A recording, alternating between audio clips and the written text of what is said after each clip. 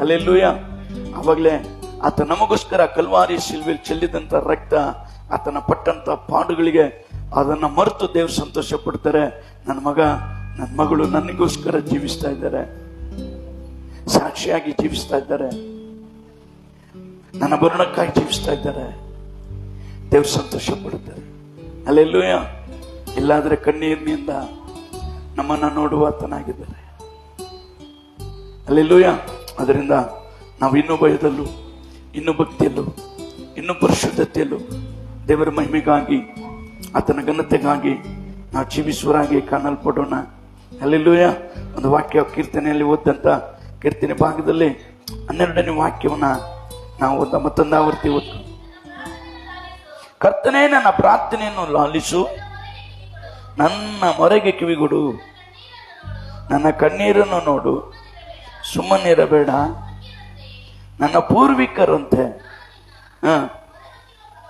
ಮರವಕ್ಕಿರುವ ಪ್ರವಾಸಿಯು ಪರದೇಶದವನು ಆಗಿದ್ದೇನಲ್ಲ ಎಂಬುದಾಗಿ என் ஜெபத்தை கேட்டு என் கூப்பிடுதலுக்கு செவி கொடு. என் கண்ணீருக்கு மௌனமாயிராதேயும். நானும் உமக்கு முன்பாக அந்நியனும் ಪರದೇಶಿಯುಮಾಗಿರುತ್ತೇನೆ. ಹಲ್ಲೆಲೂಯ. ನಾವು ಇಲ್ಲಿ ವಾಕ್ಯದಲ್ಲಿ ನೋಡ್ತೇವೆ, ಪ್ರವಾಸಿಗಳು ಪೂರ್ವಿಕರಂತೆ ನಾವು ನಿನ್ನ ಪ್ರವಾಸಿಗರು ಪರದೇಶದವರು ಆಗಿದ್ದೇವಲ್ಲ ಎಂಬುದಾಗಿ ದೇವರ ವಾಕ್ಯದಲ್ಲಿ ನೋಡ್ತೇವೆ. ನಾವೆಲ್ಲ ಪರದೇಶಿಗಳೇ ಈ ಲೋಕದಲ್ಲಿ. ಹಲ್ಲೆಲೂಯ. ನಾವೆಲ್ಲ ಪ್ರವಾಸಿಗಳು. ನಾವಿಲ್ಲಿ ಬಂದಿರೋದು ಪ್ರವಾಸಕ್ಕೋಸ್ಕರ. ಸ್ವಲ್ಪ ದಿವಸ ಬದುಕಿ ಬಾಳಿ ನಮ್ಮ ಯಾತ್ರೆಯನ್ನು ಮುಗಿಸಿಕೊಂಡು ನಮಗೋಸ್ಕರ ಇಡಲ್ಪಟ್ಟಂತ ಸ್ಥಳಕ್ಕೆ ನಾವು ಹೋಗೋರಾಗಿದ್ದೇವೆ. ಹಲ್ಲೆಲೂಯ. ಯಾಕೆ ಒಬ್ಬರು ಅಮೇರಿಕಾ, ಆಫ್ರಿಕಾ, ದುಬೈ ಎಲ್ಲೇ ಹೋಗಿ ಕೆಲಸ ಮಾಡಿದ್ರು 2 ವರ್ಷ 5 ವರ್ಷ ಆದ್ಮೇಲೆ ಅವ್ರು ಎಲ್ಲಿಗೆ ಬರ್ತಾರೆ? ಅವ್ರ ಊರಿಗೆ ಬರ್ತಾರೆ, ಅವ್ರ ಮನೆಗೆ ಬರ್ತಾರೆ. ಹಲ್ಲೆಲೂಯ. ಅದರಿಂದ ಅದೇ ರೀತಿ ನಾವು ಇಲ್ಲಿ ಪ್ರವಾಸಿಗರಾಗಿದ್ದೇವೆ, ಪರದೇಶಿಗಳಾಗಿದ್ದೇವೆ. ನಮ್ಮನ್ನ ದೇವರೇನ್ ಮಾಡ್ತಾರೆ ಅಂದ್ರೆ ನಿರಂತರವಾದ ಸ್ಥಳಕ್ಕೆ ನಮ್ಮನ್ನ ಕರ್ಕೊಂಡೋಗಿಡ್ತಾರೆ. ಹಲ್ಲೆಲೂಯ. ಅದು ನಿತ್ಯ ನಿರಂತರವಾದ ಸ್ಥಳ. ಆದ್ರಿಂದ ಅವ ಕೀರ್ತನೆಗಾರನ ಹೇಳ್ತಾರೆ, ನಮ್ಮ ಪೂರ್ವಿಕರಂತೆ ನಾವು ನಿನ್ನನ್ನು ಮೊರೆ ಹೊಕ್ಕಿ ಪ್ರವಾಸಿಯು ಪರದೇಶದವನು ಆಗಿದ್ದೇನಲ್ಲ ಎಂಬುದಾಗಿ ದೇವರ ವಾಕ್ಯದಲ್ಲಿ ನೋಡ್ತೇವೆ. ಅದರಿಂದ ನಾವು ಪರದೇಶಿಗಳಾಗಿರ್ತೇವೆ, ಪ್ರವಾಸಿಗಳಾಗಿದ್ದೇವೆ. ಒಂದಿನ ಬರುತ್ತೆ, ನಮ್ಮ ತಂದೆ ಸ್ವಾಮಿ ಹೇಳೋಗಿದ್ದಾರೆ, ನಾನು ಹೋಗ್ತೇನೆ, ನಿಮಗೋಸ್ಕರ ಒಂದು ಸ್ಥಳವನ್ನ ಸಿದ್ಧ ಮಾಡಿ ನಾ ಬಂದು ನಿಮ್ಮನ್ನ ಕರ್ಕೊಂಡೋಗಿ ನನ್ನೊಟ್ಟಿಗೆ ಇಟ್ಕೊಳ್ತೇನೆ. ಹಲ್ಲೆಲೂಯ. ಈ ಭೂಮಿ ನಮಗೆ ಶಾಶ್ವತವಲ್ಲ. ಇದು ಯಾವುದು ಆಕಾಶ, ಭೂಮಿ, ನಕ್ಷತ್ರ, ಇರೋ ಆಸ್ತಿ, ಐಶ್ವರ್ಯ ನಮ್ಗೆ ಯಾವುದು ಶಾಶ್ವತ ಅಲ್ಲ. ಹಲ್ಲೆಲೂಯ. ನಾವು ಕಣ್ಮುಚ್ಚಿದ್ರೆ ಎಲ್ಲ ಕಾರ್ಗತ್ತಲೆ. ಅದರಿಂದ ನಾವೇನ್ ತಗೊಂಡೋಗಲ್ಲ. ಇರೋವರೆಗೂ ಆ ಭಯ, ಆ ಭಕ್ತಿ, ಆ ಪರಿಶುದ್ಧತೆಯನ್ನು ಕಾತ್ಕೊಂಡು ಆ ಪರಲೋಕ ರಾಜ್ಯಕ್ಕೆ ಹೋಗ್ಬೇಕು ಅನ್ನೋದೇ ದೇವರ ಚಿತ್ತ. ಹಲ್ಲೆಲೂಯ ಹೇಳ್ರಿ. ಹಲ್ಲೆಲೂಯ. ಆ ಪರಲೋಕಕ್ಕೆ ಹೋಗೋದೇ ನಮ್ಮ ಆತನ ಚಿತ್ತವಾಗಿದೆ ಎಂಬುದಾಗಿ ದೇವರ ವಾಕ್ಯದಲ್ಲಿ ನೋಡ್ತೇವೆ. ಅದರಿಂದ ಪೇತ್ರನು ಒಂದು ವಾಕ್ಯವನ್ನು ಹೇಳ್ತಾರೆ, ಏನಂತ ನೋಡೋಣ. 1 ಪೇತ್ರನ ಬರೆದ ಪತ್ರಿಕೆಯಲ್ಲಿ 2ನೇ ಅಧ್ಯಾಯ 11ನೇ ವಾಕ್ಯವನ್ನ ಓದಿಕೊಳ್ಳೋಣ. பிரியமானவர்களே, அந்நியர்களும் பரதேசிகளுமாயிருக்கிற நீங்கள் ஆத்துமாவுக்கு விரோதமாய் போர் செய்கிற மாம்ச இச்சைகளை விட்டு விலகி புறஜாதிகள் உங்களை அக்கிரமக்காரர் என்று விரோதமாய் பேசும் விஷயத்தில் அவர்கள் உங்கள் நற்கிரியைகளை கண்டு அவற்றின் நிமித்தம் சந்திப்பின் நாளிலே தேவனை மகிமைப்படுத்தும்படி நீங்கள் அவர்களுக்குள்ளே நல்ல நடக்கை உள்ளவர்களாய் நடந்து கொள்ளுங்கள் என்று உங்களுக்கு புத்தி சொல்லுகிறேன். ಆಮೆನ್. ಹಲ್ಲೆಲೂಯ. 11ನೇ ವಾಕ್ಯ ಮಾತ್ರ. ಪ್ರಿಯರೇ, ಪ್ರವಾಸಿಗಳು ಪರದೇಶಸ್ಥರು ಆಗಿರುವ ನೀವು ನಿಮ್ಮ ಆತ್ಮದ ಮೇಲೆ ಯುದ್ಧ ಮಾಡುವ ಶಾರೀರಿಕ ಅಭಿಲಾಷೆಗಳಿಗೆ ದೂರವಾಗಿರಬೇಕೆಂದು ನಿಮ್ಮನ್ನು ಎಚ್ಚರಿಸುತ್ತೇನೆ ಎಂಬುದಾಗಿ ಇಲ್ಲಿ ದೇವರ ವಾಕ್ಯದಲ್ಲಿ ನೋಡ್ತೇವೆ. ಹಲ್ಲೆಲೂಯ. ಇದು ತಾತ್ಪರ್ಯ ಏನಂದ್ರೆ, ನಮ್ಮ ವೈರಿ ಯಾರಂದ್ರೆ ನಮ್ಮ ಶರೀರ. ಹಲ್ಲೆಲೂಯ. ನಮಗೆ ವೈರಿ ಯಾರಂದ್ರೆ ನಮ್ಮ ಶರೀರ ಎಂಬುದಾಗಿ ಇಲ್ಲಿ ದೇವರ ವಾಕ್ಯದಲ್ಲಿ ನೋಡ್ತೇವೆ. ಯಾಕಂದ್ರೆ ನೀವು ನಿಮ್ಮ ಆತ್ಮದ ಮೇಲೆ ಯುದ್ಧ ಮಾಡುವ ಶಾರೀರಿಕ ಅಭಿಲಾಷೆಗಳಿಗೆ ದೂರವಾಗಿರಬೇಕೆಂದು ನಿಮ್ಮನ್ನು ಎಚ್ಚರಿಸ್ತೇನೆ. ಹಲ್ಲೆಲೂಯ. ಈ ಶರೀರ ಏನ್ ಮಾಡುತ್ತಂದ್ರೆ ಅನೇಕ ವಿಷಯಗಳನ್ನ ಆಸೆ ಪಡುವಂತದ್ದಾಗಿದೆ. ಅಭಿಲಾಷೆ, ಶಾರೀರಿಕ ಅಭಿಲಾಷೆಗಳನ್ನೇ ಅಂದ್ರೆ ಶರೀರದ ಆಸೆಗಳನ್ನೇ ನೆರವೇರಿಸೋದಕ್ಕೋಸ್ಕರ ಈ ಶರೀರ ಆಸೆ ಪಡುತ್ತಂತೆ, ಈ ಮಾಂಸ. ಹಲ್ಲೆಲೂಯ. ಆತ್ಮಕ್ಕೂ ಶರೀರಕ್ಕೂ ಯುದ್ಧವಿದೆ, ಆತ್ಮಕ್ಕೂ ಶರೀರಕ್ಕೂ ಜಗಳವಿದೆ ಎಂಬುದಾಗಿ ಇಲ್ಲಿ ದೇವರ ವಾಕ್ಯದಲ್ಲಿ ನೋಡ್ತೇವೆ. ಅದಕ್ಕೆ ನೋಡಿದ ನಿಮ್ಮ ಆತ್ಮದ ಮೇಲೆ ಯುದ್ಧ ಮಾಡುವ ಶಾರೀರಿಕ ಅಭಿಲಾಷೆಗಳನ್ನ ದೂರವಾಗಿರಬೇಕೆಂದು ನಿಮ್ಮನ್ನು ಎಚ್ಚರಿಸ್ತೇನೆ ಎಂಬುದಾಗಿ ಪೇತ್ರನು ನಮ್ಮೊಟ್ಟಿಗೆ ಮಾತನಾಡ್ತಾ ಇದ್ದಾರೆ. ಹಲ್ಲೆಲೂಯ. ಈ ಶರೀರದ ಆಸೆ ನಮ್ಮನ್ನ ಆತ್ಮಿಕ ಜೀವಿತದಲ್ಲಿ ಹೋಗೋದಿಕ್ ಬಿಡಲ್ಲ. ಬಿಡು, ಆಮೇಲೆ ಪ್ರಾರ್ಥನೆ ಮಾಡೋಣ, ಸ್ವಲ್ಪ ಫ್ರೆಂಡ್ ಜೊತೆಗೆ ಮಾತಾಡೋಣ, ಬರೋ ವಾರ ಹೋಗೋಣ ಚರ್ಚಿಗೆ, ಏನ್ ತೊಂದರೆ ಇಲ್ಲ. ಪಾಸ್ಟರ್ ಕೇಳಿದ್ರೆ ನಾನು ನೆಪ ಹೇಳ್ಬಿಡೋಣ, ಪಾಸ್ಟರ್ ಏನ್ ಮಾಡಕ್ಕಾಗತ್ತೆ, ಏನು ಮಾಡಲ್ಲ. ಹಲ್ಲೆಲೂಯ. ನಮ್ಮ ಆತ್ಮಿಕ ಜೀವಿತದಲ್ಲಿ ನಾವು ಬೆಳೆದಂತೆ ನಮ್ಮ ಶರೀರನೇ ನಮಗೆ ವಿರೋಧವಾಗಿ ಯುದ್ಧ ಮಾಡುತ್ತೆ. ಪ್ರಾರ್ಥನೆ ಮಾಡೋಣ ಅಂದ್ರೆ ನಿದ್ದೆ ಬರಂಗಾಗತ್ತೆ, ಪ್ರಾರ್ಥನೆ ಮಾಡೋಣ ಅಂದ್ರೆ ಯಾಕೋ ಶರೀರ ಬಲಹೀನತೆ ಆದಂಗ ಆಗತ್ತೆ, ಪ್ರಾರ್ಥನೆ ಮಾಡೋಣ ಅಥವಾ ವಾಕ್ಯ ಓದೋಣ ಅಂದ್ರೆ ನಿದ್ದೆ ಬರಂಗಾಗತ್ತೆ. ಈ ಶರೀರ ನಮ್ಮನ್ನ ಆತ್ಮಿಕದಲ್ಲಿ ಬೆಳೆಯದಂತೆ, ನಮ್ಮ ಆತ್ಮದಂತೆ ನಾವು ನಡಿಕೆ ಬಿಡದೆ ಈ ಶರೀರ ನಮ್ಮೊಟ್ಟಿಗೆ ಹೋರಾಡುವಂತದ್ದಾಗಿದೆ. ಹಲ್ಲೆಲೂಯ. ಅದರಿಂದನೇ ಈ ಶರೀರ ಎಂಬ ವೈರಿಯನ್ನ ನಾವು ಜಯಿಸುವರಾಗಿ ಕಾಣಲ್ಪಡಬೇಕು. ಈ ಶರೀರವನ್ನ ನಾವು ಜಯಿಸುವರಾಗಿರ್ಬೇಕು. ಇದು ಹೇಳಿದ್ದನ್ನೇ ನಾವು ಮಾಡಬಾರದು, ಇದು ಹೇಳಿದ್ದನ್ನ ನಾವು ಕೇಳಬಾರದು. ಹಲ್ಲೆಲೂಯ. ಆತ್ಮದಲ್ಲಿ ಏನ್ ದೇವರಾತ್ಮ ತಿಳಿಸ್ತಾರೋ ಅದ್ರ ಪ್ರಕಾರ ನಾವು ನಡೆಯುವುದಕ್ಕಾಗಿ ಪ್ರಯಾಸ ಪಡಬೇಕು. ಯಾಕಂದ್ರೆ ಅದ್ ನಮ್ಮ ಮೇಲೆ ಯುದ್ಧ ಮಾಡುತ್ತಂತೆ, ಯುದ್ಧ ಮಾಡುತ್ತಿದೆ. ಹೆಂಗ್ ಯುದ್ಧ ಮಾಡುತ್ತೆ? ಗಲಾತ್ಯರ ಪತ್ರಿಕೆಯಲ್ಲಿ 5ನೇ ಅಧ್ಯಾಯ 19-20 ವಾಕ್ಯವನ್ನ ನಾವು ಓದ್ಕೊಳ್ಳೋಣ. ಹೆಂಗೆ ನಮ್ಮ ಮೇಲೆ ಯುದ್ಧ ಮಾಡುತ್ತೆ? ಶರೀರ ಭಾವದ ಕರ್ಮಗಳು ಪ್ರಸಿದ್ಧವಾಗಿಯೇ ಅವೆ. ಯಾವವೆಂದರೆ ಜಾರತ್ವ, ಬಂಡುತನ, ನಾಚಿಕೆಗೇಡಿತನ, ವಿಗ್ರಹಾರಾಧನೆ, ಮಾಟ, ಹಗೆತನ, ಜಗಳ, ಹೊಟ್ಟೆ ಕಿಚ್ಚು, ಸಿಟ್ಟು, ಕಕ್ಷಭೇದ, ಭಿನ್ನಮತ, ಮತ್ಸರ, ಕುಡಿಕತನ, ದುಂದೌತಣ, ಇಂಥವುಗಳೇ. மாம்சத்தின் கிரியைகள் வெளியரங்கமாயிருக்கிறது. அவை யாவன விபச்சாரம், வேசித்தனம், அசுத்தம், காமவிகாரம், விக்கிரகாராதனை, வில்லிசூனியம், பகைகள், விரோதங்கள், வைராக்கியங்கள், கோபங்கள், சண்டைகள், பிரிவினைகள், ಮಾರ್ಗಭೇದಗಳು ಇವುಗಳೇ. ಹಲ್ಲೆಲೂಯ. ಇವೆಲ್ಲ ನಮ್ಮೊಟ್ಟಿಗೆ ಯುದ್ಧ ಮಾಡುತ್ತೆಂಬುದಾಗಿ ಈ ಶರೀರ ನಮ್ಮ ಆತ್ಮಿಕದಲ್ಲಿ ಬೆಳೆಯದಂತೆ, ನಮ್ಮ ಆತ್ಮಿಕ ಜೀವಿತದಲ್ಲಿ ನಾವು ಬೆಳೆಯದಂತೆ, ನಮ್ಮ ಆತ್ಮ ದೇವರ ರಾಜ್ಯಕ್ಕೆ ಹೋಗದಂತೆ ಈ ಶರೀರದ ಮೂಲಕ ನಮಗೆ ಹೋರಾಟವನ್ನ, ಯುದ್ಧವನ್ನು ಇಟ್ಟಿದ್ದಾರೆ ಎಂಬುದಾಗಿ ಇಲ್ಲಿ ನೋಡ್ತೇವೆ. ಶರೀರದ ಭಾವದ ಕರ್ಮಗಳು ಪ್ರಸಿದ್ಧವಾಗಿವೆ.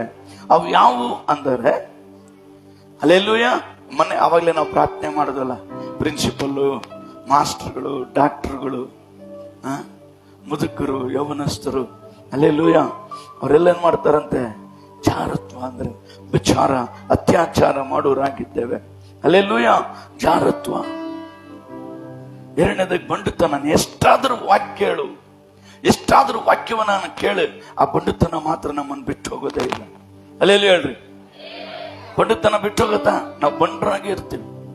ನಮಗೆ ಗೊತ್ತಿಲ್ಲ, ನಮ್ಮ ಶರೀರ ನಮ್ಮನ್ನ ಬಂಡುತನದಲ್ಲಿ ನಡೆಸ್ತಾ ಇರತ್ತೆ. ಬ್ರದರ್ ಹೀಗೆ ಪ್ರಾರ್ಥನೆ ಮಾಡಬೇಕು, ಸಿಸ್ಟರ್ ನಾವು ಹೀಗೆ ಇರಬೇಕು, ಸಿಸ್ಟರ್ ಹೀಗೆ ನಡ್ಕೋಬೇಕು, ಹೀಗಿದ್ರೆ ನಮ್ಮ ದೇವ್ರ ರಾಜ್ಯಕ್ಕೆ ಹೋಗೋದಿಕ್ಕಾಗದು, ಹೀಗಿದ್ರೇನೆ ದೇವ್ರು ನಮ್ಮ ಪ್ರಾರ್ಥನೆಯನ್ನ ಕೇಳ್ತಾರ ಅಂತ ಹೇಳಿದ್ರೆ ಎಲ್ಲ ಕೇಳ್ತೇವೆ. ಆದ್ರೆ ನಮ್ಮ ಬಂಡುತನ ನಮ್ಮನ್ನು ಬಿಟ್ಟು ಹೋಗೋದೆ. ನಾಳೆ ಕ್ಷಮೆ ಕೇಳ್ಬಿಡೋಣ, ನಾಡ್ದು ಕ್ಷಮೆ ಕೇಳೋಣ. ಹಲ್ಲೆಲೂಯ. ಈ ಶರೀರ ಏನ್ ಮಾಡುತ್ತಂದ್ರೆ ನಮ್ಮನ್ನು ಬಂಡುತನದಲ್ಲಿ ನಡೆಸುವಂತದ್ದಾಗಿದೆ. ಜಾರತ್ವದಲ್ಲಿ ನಡೆಸುತ್ತೆ, ಇಲ್ಲಂದ್ರೆ ಬಂಡುತನದಲ್ಲಿ ನಡೆಸುತ್ತೆ, ಇಲ್ಲಂದ್ರೆ ಆಮೇಲೆ ನಾಚಿಕೆಗೇಡಿತನ. ನಾಚಿಕೆನೇ ಇರಲ್ಲ ನಮಗೆ. ನಾ ದೇವ್ರ ಮಕ್ಕಳು, ನಾಚಿಕೆ ಇಲ್ದಂಗೆ ಏನ್ ಬೇಕಾದ್ರೂ ಮಾಡ್ತೀವಿ. ನಮಗೆ ನಾಚಿಕೆನೇ ಇಲ್ಲ. ಈ ಶರೀರ ಏನ್ ಮಾಡುತ್ತೆ? ನಮ್ಮನ್ನ ನಾಚ್ಕೊಳಕ್ ಬಿಡೋದಿಲ್ಲ. ಬೇಡ, ಏನಾಗತ್ತೆ, ಏನೋ ಸ್ವಲ್ಪ ಹೊತ್ತು ಮಾತಾಡ್ತಾರೆ, ಮರ್ತು ಬಿಡ್ತಾರೆ, ಬಿಡು, ಏನ್ ಸ್ವಲ್ಪ ಬೈತಾರೆ, ಆಮೇಲೆ ಸುಮ್ಮನೆ ಆಗ್ತಾರ? ಏನ್ ತಲೆ ತೆಗಿತಾರ? ಪಾಸ್ಟ್ರಿಗೆ ಗೊತ್ತಾದ್ರೇನು 2 ಮಾತು ಹೇಳ್ತಾರ, ಓಡ್ತಾರ. ನಮ್ಮ ಅಪ್ಪನಿಗೆ ಗೊತ್ತಾದ್ರೇನು ಬೈತಾರೆ, ಅಲ್ಲಿಂದ 2 ಹೊಡೆತ ಹೊಡಿತಾರೆ. ಅಮ್ಮನಿಗೆ ಗೊತ್ತಾದ್ರೇನು 2 ಮಾತಾಡ್ತಾಳೆ, ಆಮೇಲೆ ಏನ್ ಮಾಡ್ತಾಳೆ? ಬಾಯಿ ಮುಚ್ಕೊಂಡಿರ್ತಾಳೆ. ಅಲ್ಲೆಲ್ಲೂಯ್ಯ. ಅದರಿಂದ ಈ ಶರೀರ ಏನ್ ಮಾಡುತ್ತಂತೆ, ನಾಚಿಕೆ ಇಡುತ್ತನ್ನುವಂತ ಕೆಲಸಗಳನ್ನ ನಮ್ಮನ್ನ ಮಾಡಿಸುತ್ತೆ. ನಮಗೆ ನಾಚಿಕೆನೇ ಇರಲ್ಲ, ನಾಚಿಕೆ ಬರೋದೇ ಇಲ್ಲ, ನಾಚಿಕೆನೂ ಆಗಲ್ಲ. ಅಥವಾ ನಾನು ಇಂಥ ಕೆಲಸ ಮಾಡ್ತೇನಲ್ಲ, ನಾನು ರಕ್ಷಣೆ ದೇವ್ರ ಮಗನಾಗಿ ದೇವ್ರ ಮಗಳಾಗಿದ್ದು ಇಂಥ ಕೆಲಸ ಮಾಡ್ತಿದ್ದೀನಲ್ಲ ಅನ್ನೋ ನಾಚಿಕೆನೇ ಇರಲ್ಲ. ಅಲ್ಲೆಲ್ಲೂಯ್ಯ. ಈ ಶರೀರ ಏನ್ ಮಾಡುತ್ತಂದ್ರೆ ನಮ್ಮನ್ನ ನಾಚಿಕೊಳ್ಳದಂತೆ ನಮ್ಮೊಟ್ಟಿಗೆ ಹೋರಾಡುತ್ತೆ, ನಮ್ಮ ಆತ್ಮದೊಟ್ಟಿಗೆ ಹೋರಾಡುತ್ತೆ, ನಮ್ಮ ಆತ್ಮದೊಟ್ಟಿಗೆ ಯುದ್ಧ ಮಾಡುತ್ತೆ. ಯಾಕಂದ್ರೆ ಈ ಶರೀರನೇ ನಮಗೆ ಶತ್ರು, ಈ ಶರೀರನೇ ನಮಗೆ ಶತ್ರುವಾಗಿರೋದ್ರಿಂದ ನಾವು ಅದು ಹೇಳ್ದಂಗೆ ಕೇಳುವಂತ ಪರಿಸ್ಥಿತಿ ಬರುತ್ತೆ. ಆಮೇಲೆ ವಿಗ್ರಹಾರಾಧನೆ. ಅಲ್ಲೆಲ್ಲೂಯ್ಯ.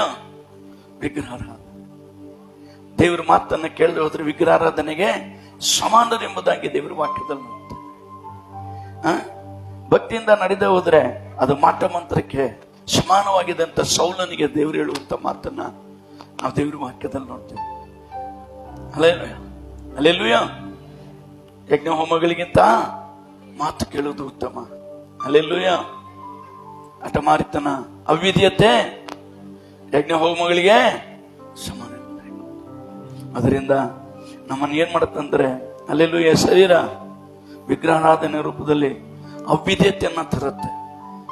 ಅವಿದ್ಯರಾಗಿ ದೇವರಿಗೆ ವಿರೋಧವಾಗಿ ನಡೆಯುವಂತೆ ನಮ್ಮನ್ನ ಮಾಡುತ್ತೆ. ಮಾಟ ಮಂತ್ರ ಮಾಡಕ್ ಹೋಗುತ್ತೆ. ಮಾಟ ಮಂತ್ರ ಅದೇನಾಗಲ್ಲ, ಏನಾಗತ್ತೆ? ಏನಾಗಲ್ಲ, ಏನಾಗಲ್ಲ, ಏನಾಗಲ್ಲನೆ. ಅಲ್ಲೆಲ್ಲೂಯ್ಯ. ಪ್ರಾಣಕ್ಕೆ ಅಪಾಯ ಬಂದಾಗಲೇ ಗೊತ್ತಾಗದು ಏನಾಗಲ್ಲ ಅಂತೇಳಿ. ನಮ್ಮನ್ನ ಕರ್ಕೊಂಡೋಗುತ್ತೆ, ಈ ಶರೀರ ಹೇಳ್ಕೊಂಡೋಗುತ್ತೆ, ನಮ್ಮ ಕರ್ಕೊಂಡೋಗಿ ತಗೊಂಡ ಮಾಟ ಮಂತ್ರ ಸ್ಥಳದಲ್ಲಿ ನಿಲ್ಸುತ್ತೆ. ಅಲ್ಲೆಲ್ಲೂಯ್ಯ. ಆಮೇಲೆ ಏನ್ ಹೇಳುತ್ತೆ? ಹಾಗೆತ್ತನ ಎಲ್ರನ್ನು ಹಾಗೆ ಮಾಡ್ತೇವೆ. ಬೇಡ, ಏನ್ ಮಾತಾಡೋದು, ಏನ್ ಹೋಗೋದು, ಏನ್ ಮಾಡೋದು, ಅವ್ರೇನ್ ದೊಡ್ಡವ್ರ, ಏನ್ ಚರ್ಚೆಗೆ ಹೋಗ್ಲೇಬೇಕಂತೇನು? ಬೇಡ ಬಿಡು, ಹಾಗೆ ಮಾಡೋದು. ಈ ಶರೀರ ನಮ್ಮನ್ನ ಹಾಗೆ ಮಾಡಿಸುತ್ತೆ, ನಮ್ಮ ಆತ್ಮಿಕ ಜೀವಿತವನ್ನ ಹಾಗೆ ಮಾಡಿಸುತ್ತೆ. ಅಲ್ಲೆಲ್ಲೂಯ್ಯ. ಅದರಿಂದಾನೆ ನಮ್ಮ ಶರೀರನೇ ನಮ್ಮನ್ನ ಪಾಪದಲ್ಲಿ ತಗೊಂಡು ಹೋಗ್ಬಿಡುತ್ತೆ. ನಮ್ಮ ಶರೀರನೇ ಬೆಂಕಿ ಗಂಧಕುರೆ ಕೆರೆಗೆ ನಮ್ಮನ್ನ ತಳ್ಳುವುದಕ್ಕೆ ಪ್ರಯಾಸ ಪಡುತ್ತೆ. ಅದರಿಂದ ಈ ಶರೀರದ ಮಾತುಗಳಿಗೆ ನಾವು ವಿಧೇಯರಾಗದಂತೆ ನಡೆಯುವರಾಗಿ ನಾವು ಕಾಣಲ್ಪಡಬೇಕೆಂಬುದಾಗಿ ದೇವರ ವಾಕ್ಯದಲ್ಲಿ ನೋಡುತ್ತೇವೆ. ಆದಮವ್ವ ಅಣ್ಣನ್ ನೋಡಿದಾಗ ಆ ಕಣ್ಣು ನೋಡ್ತು, ಅವ್ರ ಮನಸ್ಸು ಆಸೆ ಪಡ್ತು, ಆ ಶರೀರ ಆಸೆ ಪಡ್ತು. ತಿನ್ಬೇಡ ಅಂತ ಹೇಳಿದ್ರು ಆತ್ಮ ಒಪ್ಕೊಂತು ತಿನ್ನಲ್ಲ ಅಂತೇಳಿ, ಆದ್ರೆ ಶರೀರ ತಿನ್ಬೇಕು ಅಂತ. ನೀನ್ ತಿನ್ ನೋಡು, ನಿನ್ ಕಣ್ ಬಿಚ್ಚಲ್ಪಡುತ್ತೆ. ನೀನ್ ಮಾಡಿ ನೋಡು, ನಿನ್ ಲೈಫ್ ಆಗ್ಬಿಡುತ್ತೆ. ಅಲ್ಲೆಲ್ಲೂಯ್ಯ. ನೀನ್ ಮಾಡಿ ನೋಡು, ನೀನ್ ಚೆನ್ನಾಗಾಗ್ಬಿಡುತ್ತೆ. ನಮ್ಮನ್ನ ಯಾವ ರೀತಿಯಲ್ಲಾದ್ರೂ ಈ ಶರೀರ ನಮ್ಮನ್ನ ತೆಗೆದುಕೊಂಡೋಗಿ ಬಿಡಿಸುವಂತ ಕಾರ್ಯವನ್ನ ಮಾಡುತ್ತಾ ನೋಡುತ್ತೆ, ಹಾಗೆತ್ತನ ಮಾಡಿಸುತ್ತೆ. 20ನೇ ವಾಕ್ಯ ಅದ್ರಲ್ಲಿ ಮೊದಲನೇ ಮಾತು ಹೇಳುತ್ತೆ, ಜಗಳ ಆಡಿಸುತ್ತೆ ನಮ್ಮನ್ನ. ಅಲ್ಲೆಲ್ಲೂಯ್ಯ. ಇವಾಗ ಏನಾದ್ರೂ ಯಾಕಪ್ಪ ಹಿಂಗ್ ಮಾಡಿದೆ ಅಂದ್ರೆ ಅವೆಲ್ಲ ಜಗಳಕ್ಕೆ ಬಂದ್ಬಿಡ್ತಾರೆ. ಅದೆಲ್ಲ ನೀವು ಕೇಳ್ಬಾರ್ದು, ಅದೆಲ್ಲ ನೀವು ಮಾತಾಡಬಾರ್ದು. ನಮ್ಮ ಇಷ್ಟ, ನಾವ್ ಇಷ್ಟಪಟ್ಟರೆ ಪ್ರಾರ್ಥನೆ ಮಾಡಕ್ ಬರ್ತೀವಿ, ಇಷ್ಟ ಇಲ್ಲ ಅಂದ್ರೆ ಬೇಡ. ನೀವು ಅದೆಲ್ಲ ಕೇಳ್ಬಾರ್ದು. ಜಗಳ. ಅಲ್ಲೆಲ್ಲೂಯ್ಯ. ಗಂಡ ಹೆಂಡತಿ ಜಗಳ, ಮಕ್ಕಳು ಮನೆಯಲ್ಲಿ ಮಕ್ಕಳ ಜೊತೆಗೆ ಜಗಳ, ಪಕ್ಕದವ್ರ ಮನೆ ಜಗಳ. ನಮ್ಮನ್ನ ಸುಮ್ಮನೆ ಇರಕ್ ಬಿಡಲ್ಲ ಈ ಶರೀರ. ಅಲ್ಲೆಲ್ಲೂಯ್ಯ. ನೋಡ್ದ ಅವ್ರ ಕಸ ಎಲ್ಲ ತಂದು ನಿನ್ ಮನೆ ಹತ್ರ ಹಾಕ್ತಿದ್ದಾರೆ, ನೋಡ್ದ ನೀ ಸುಮ್ಮನೆ ಇದ್ರೆ ಏನೇನ್ ಮಾಡ್ತಾರೋ. ಅಲ್ಲೆಲ್ಲೂಯ್ಯ. ಸರಿ, ಹಾಕಿದ್ರೆ ಹಾಕ್ಲಿ, ನಾನೇ ಬಾಚಾಕ್ತೀನಿ ಬಿಡು, ಅವರೇ ದೊಡ್ಡವರಾಗ್ಲಿ ಅಂತ ಹೇಳಿದ್ರೆ ಆ ದೇವ್ರ ಆತ್ಮ. ಹೌದಾ? ನಮ್ಮನೆ ಬಾಕ್ಲ ನಾವು ಬಾಚ್ಕೊಂಡಾಗ ಅವ್ರ ಮನೆ ಬಾಕ್ಲಲ್ಲಿ ಹಾಕೋದು, ಅದೇ ಜಗಳ, ಹೊಟ್ಟೆ ಕಿಚ್ಚು. ಇವೆಲ್ಲ ಶಾರೀರಿಕವಾಗಿ ಬರುವಂಥದ್ದು.